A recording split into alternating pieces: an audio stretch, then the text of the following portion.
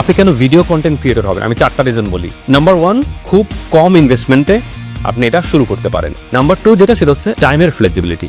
আপনি আপনার অবসর সময় যদি আপনি চাকরি করেন সেক্ষেত্রে আপনি চাকরির বাইরে আপনি উইকেন্ডে ট্রাই করতে পারেন বা আপনি অফিস টাইমের বাইরে কিন্তু আপনি ভিডিও শুট করতে পারেন। Number 3, high income possibility. আপনি কিন্তু এখান থেকে শুরুতেই খুব যে ইনকাম করবেন তা না, আপনি 1 বছর 2 বছর একটা পর্যায়ে গিয়ে যখন আপনার ভালো একটা ফলোয়ার বেস বা সাবস্ক্রাইবার বেস দাঁড়ায় যাবে তখন কিন্তু আপনি বেশ ভালো ইনকামের সম্ভাবনা দেখা দিবে। যারা চাকরি করেন তারা চাকরির পাশাপাশি একটা বেশ মোটা অঙ্কের একটা টাকা আর্ন করার সুযোগ তাদের রয়েছে। অ্যান্ড লাস্টলি যেটা বলবো সেটা হচ্ছে পার্সোনাল ব্র্যান্ড বিল্ড করা।